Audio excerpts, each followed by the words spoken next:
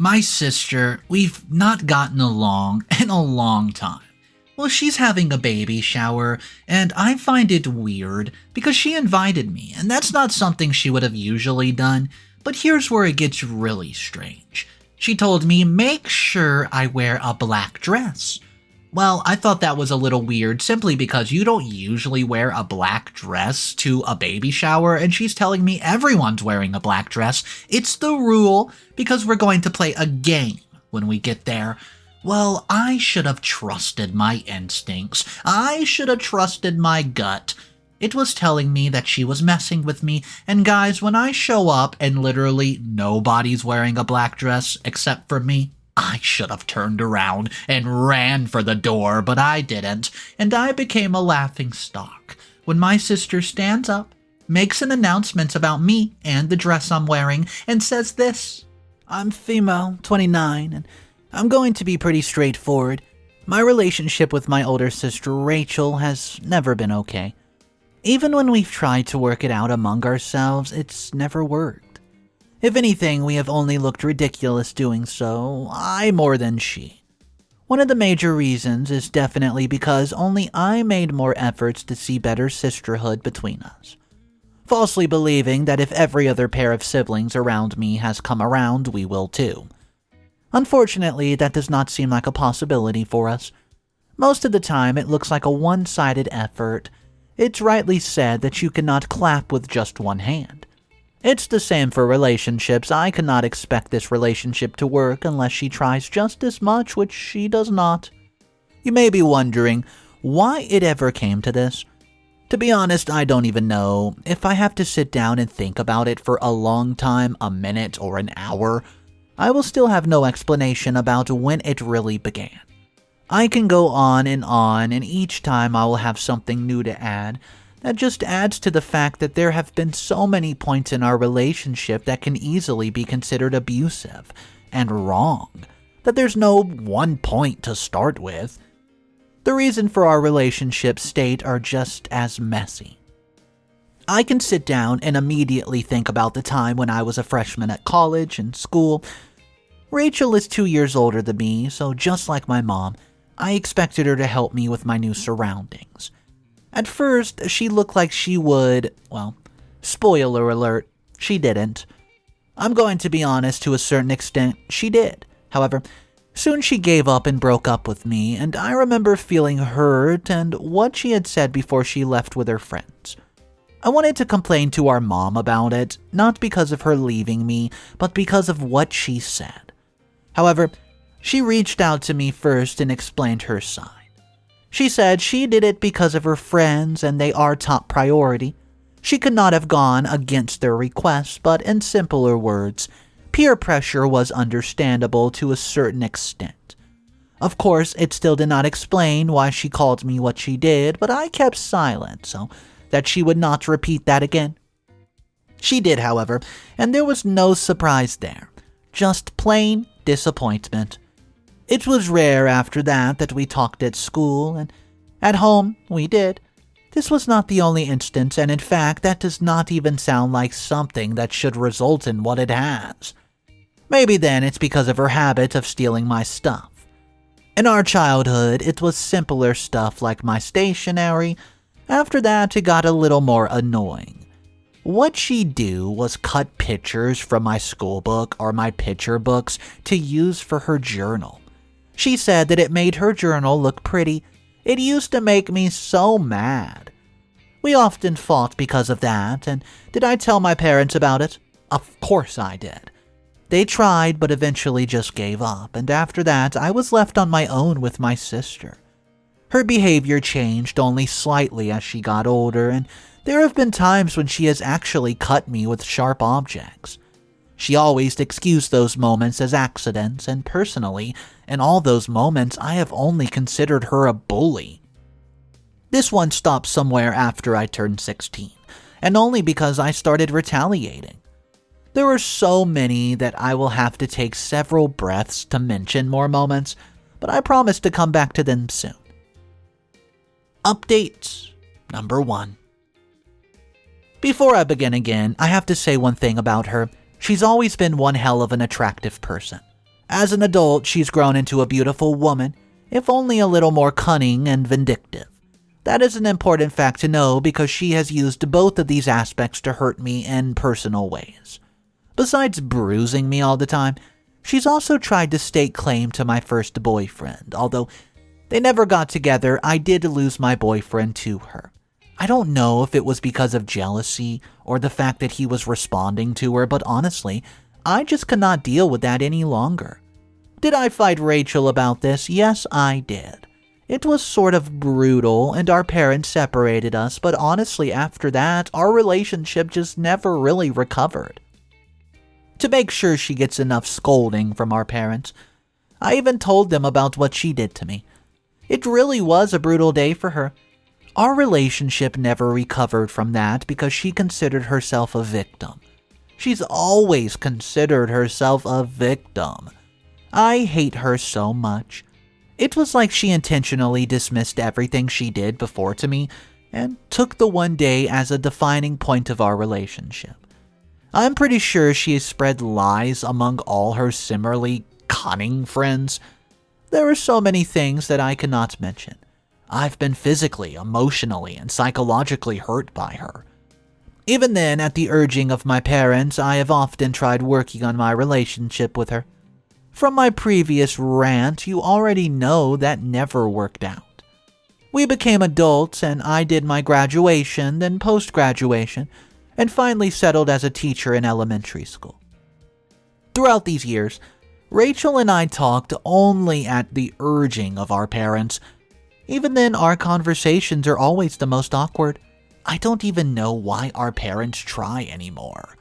Maybe that's just because they're worried about me. I've always been the softer of the two. I like my books more than I like interacting with people. I have trouble interacting with people, you know. It takes me a while to make myself comfortable around strangers and sometimes even among those whom I know very well. Maybe that's why my parents are so worried about our relationship. Maybe they just want someone to take care of me. Even though I'm an adult, I can handle myself. Thank you very much. But that'll never stop my parents. They've grown older but are just as ignorant of their oldest daughter's nature. Maybe being a parent does that to you, I don't know.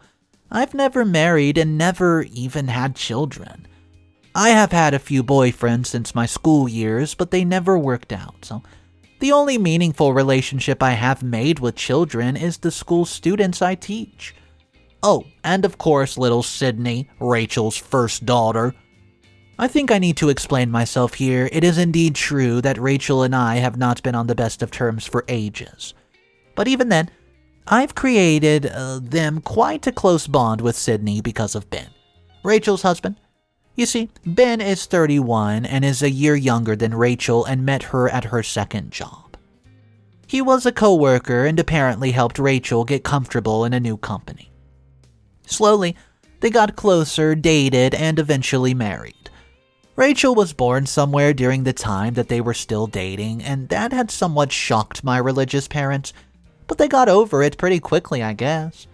Besides, Sydney was such a joy to be around, even though I did not meet Sydney a lot.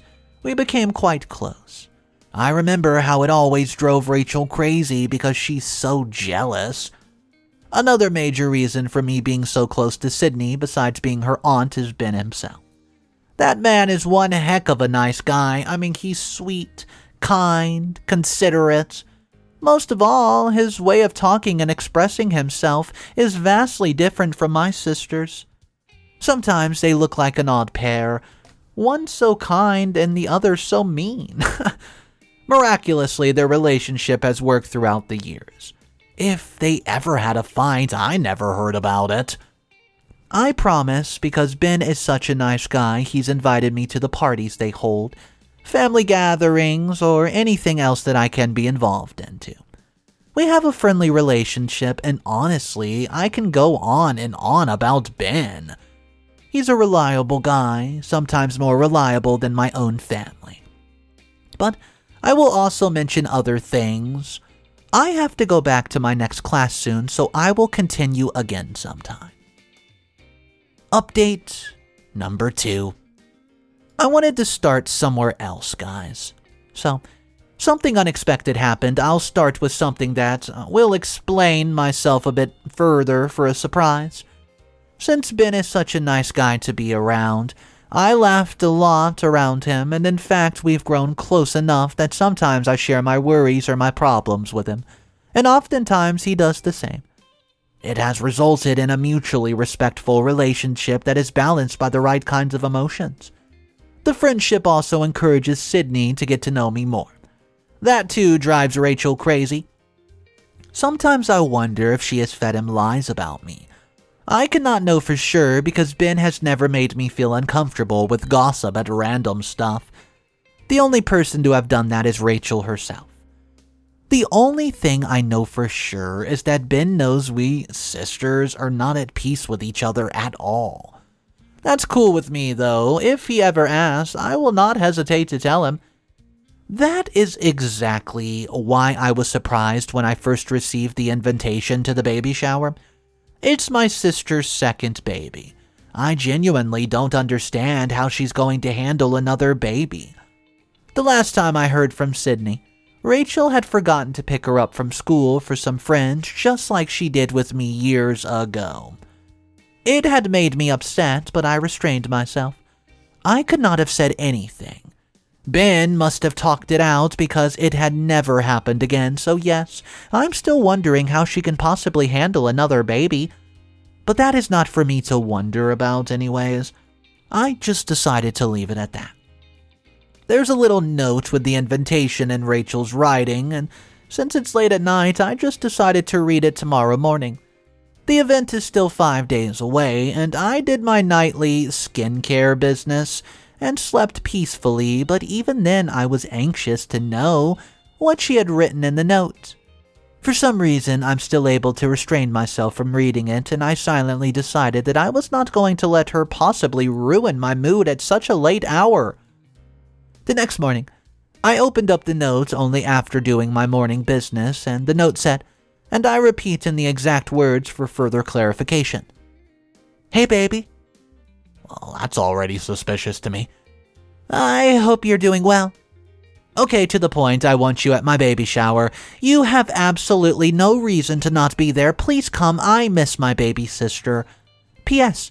Make sure to wear a cute little black dress. We've decided on that dress because we have a little event planned. I know you'll love it just as much as we will. XOXO. Be there. Your sister, Rachel. There are so many details, but in that little note, it just stood out to me the most. And why does she want to see me so much? Okay, there's a reason that as soon-to-be mother, she's excited and doesn't really care how much she has hurt people because she just wants this day to be fun, you know? But even then, something about this excitement stood out to me. I cannot really explain what it was. I cannot pinpoint it. I cannot even tell you why I feel this way because after all, we are adults. We should know better than to pull stupid childish pranks on each other. But with Rachel, you can never be sure. My new allergy tablets in the bathroom cabinet will tell you just that. Besides, her excitement, it was her request for a black dress that stood out to me. Why does she want everyone to wear a black dress? It's a baby shower after all. Everyone's supposed to dress pretty in light colors for all the right reasons. Even then, I'm quick to drop this question, and I don't have any black dresses. I will have to buy a new one now. I sigh and then wonder about the next point. An event besides the actual event? I mutter to myself and go back to drinking my coffee. My sister belongs to the weirdest bunch of people. All right. It's been 29 years and I still don't understand what goes on in that ugly head of hers. Sure, she's dumb as heck. She failed her graduation twice and never again attempted to study, but even so, she is mean as hell. All that I've known about her is that she is Miss Troublemaker. Rachel is 32 now. She has a 7-year-old daughter and another on the way. She has a very loving husband who's extremely kind and intelligent and loves making people happy and comfortable. She does not work anymore, And that's exactly why she has a huge number of friends that call her, quote, besties for life. If you pull up her Instagram or her Twitter, and you'll see those updates with new people every week. Though she is academically dumb, she's socially smart.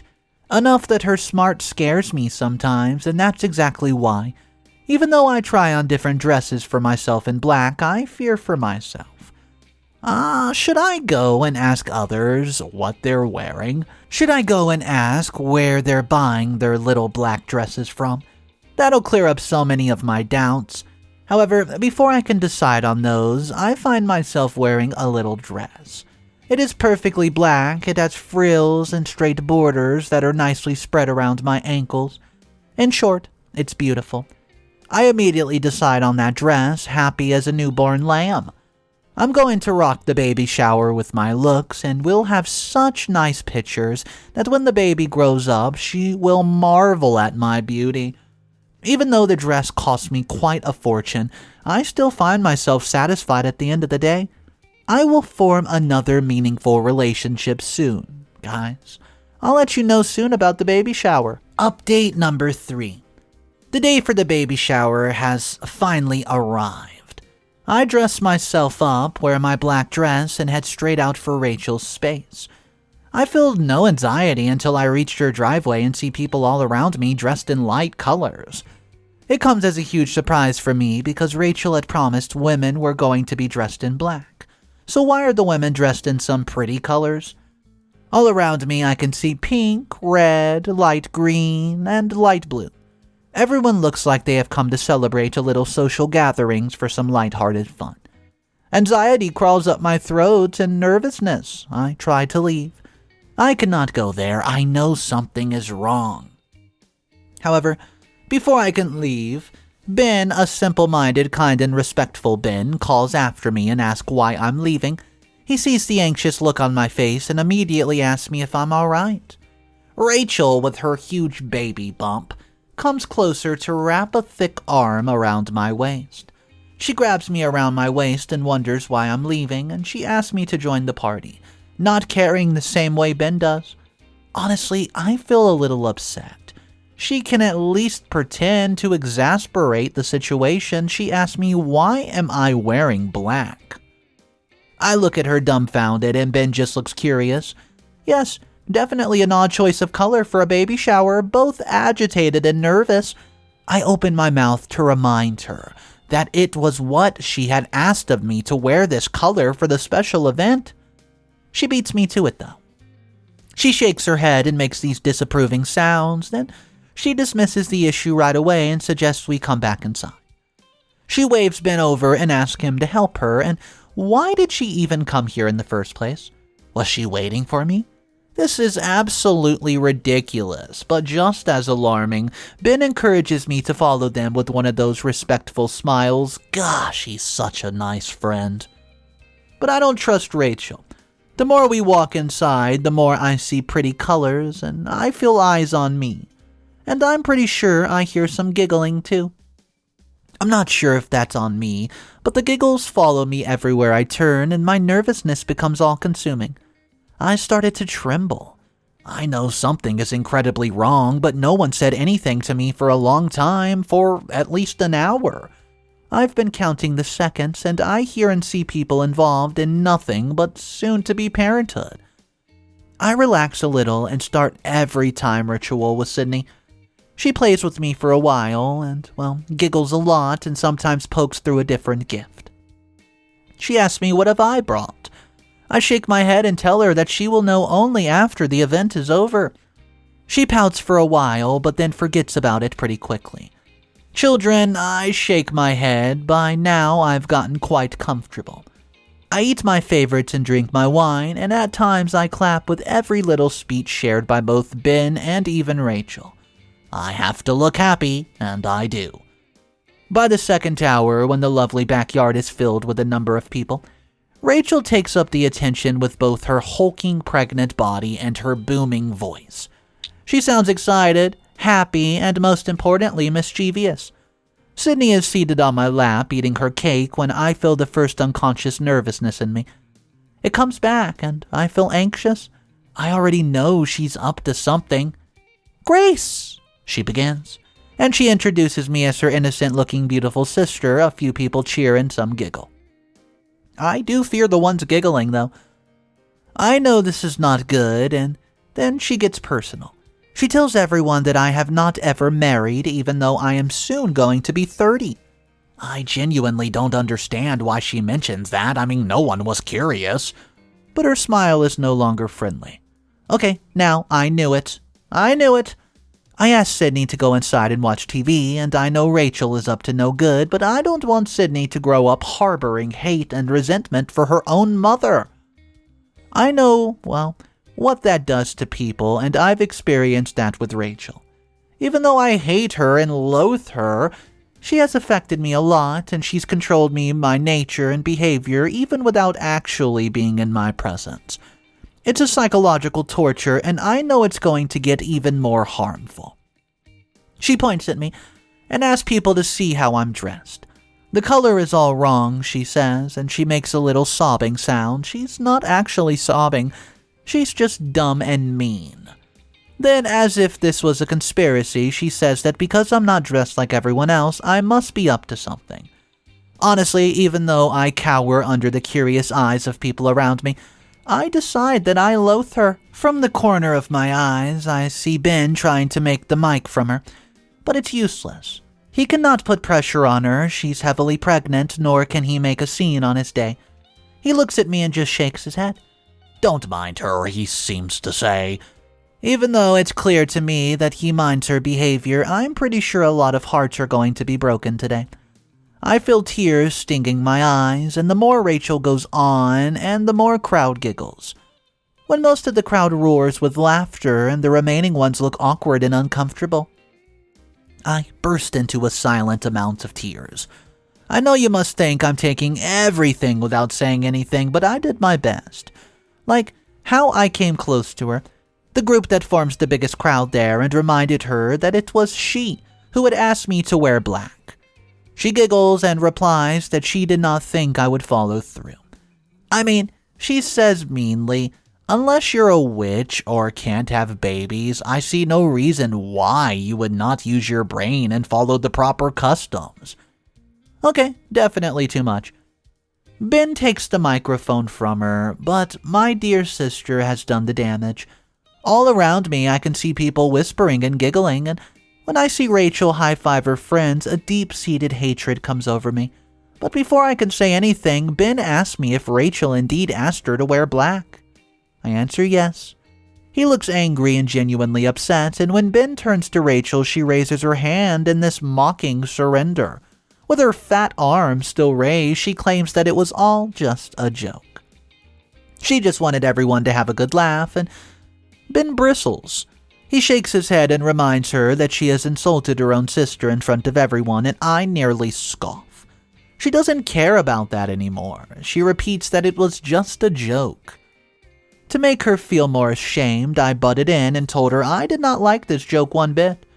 It definitely exasperates the tension between them, and I hate her, and I will let everyone know if that's the last thing I do here. I repeat my thoughts to her still giggling face, and gosh, she's never looked uglier before. Ben cringes with shame, and by now the crowd has grown quiet. Ben understands the situation and smiles at them a little awkwardly now. He invites everyone to a buffet. I take the napkins he offers me and follows both husband and wife into their home. Sydney is still eating her cake when I find her in front of the TV. She pokes at my red cheeks and asks me if I'm okay. I tell her I am. From one of the rooms, I admit, I hear Rachel and Ben fighting for the first time. When Sydney offers me a spoonful of cake, I take it with a grateful smile. I rub her head and gather her in my arms, and oh, I imagine this day in several ways, but never like this. Well, I'll let you guys know more soon. Update number 4. This is the final update. I'm not entirely sure what happened after that because for weeks I received no phone calls or news from either the husband or the wife. To meet Sydney, I would visit her at school and sometimes I meet Ben. He looks awkward but is just as apologetic as he's been the first day. He looks tired, too. Still, there's a kind of determination in his eyes. It's only when Rachel successfully delivers the baby, it's a boy, that he starts smiling, and the fire is still in those eyes I see. On one of those days when I meet Sydney, he asks me if I'm upset about that day. I try to brush it off, but he answers that I have every right to be angry. A little surprised at his fiery answer, I ask him if he's okay. He laughs, and then in a sad but confident voice he informs me that he's divorcing Rachel. Not only that, he's thinking of going a step further. When I ask him if it's because of me in that day, he just shakes his head at me. He still looks sad, and I see the conversation unfolding in different ways, but the way it turns out surprises me a lot. He tells me that he has been thinking about Rachel's way of parenting for some time now.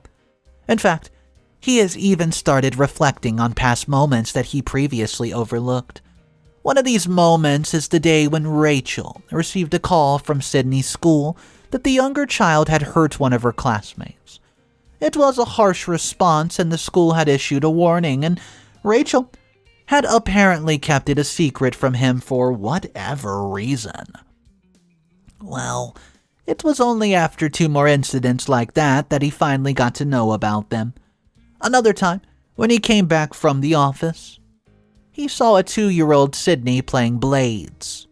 Rachel was busy watching one of her dramas, and I asked him if she has done anything other than that too. Then he keeps going.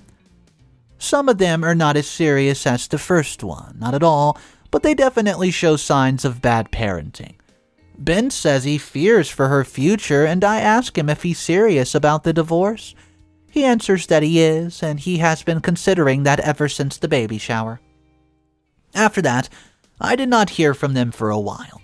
The years ended, so Sydney gets a few weeks of holiday, and in those weeks I did not see her. Sometimes she calls me, but that's about it. The next time I do hear about them, however, is from my mother. She tells me Ben has filed for a divorce, and he's also going to demand full custody. Apparently, Rachel's rash behavior is not her only concern. She has a drinking, smoking habit. It's bad for the baby, and it's bad for the family, and for a first long time, I did not hear anything again. Then the next time that I do, Rachel lost the case. Ben has won both children's custody, and he has to raise his children with his sister. One day, he calls me and asks me if I would like to support both the children with him. I tell him that I would love that a lot. From that day on, just 3 months before Jom's first birthday, I officially became their guardian. I received a couple calls from Rachel, and she asked me about her ex-family, and sometimes she tells me in this slurred voice that she loves them so much she could die. But I never hear any guilt in her voice. She's pathetic. She's mean. Look, I'm going to be pretty straightforward. My relationship with my sister has never been good, although there have been many instances where I hoped our relationship would recover. I swear to goodness that she deserves what has come to her. At the age of 32, Rachel finally experienced loneliness, and honest to God, she deserves every second of it. Ask me, the woman who has lived 29 years with her madness. Well, guys, I was starting to feel so bad for Grace. I mean, her sister was basically bullying her for absolutely no reason.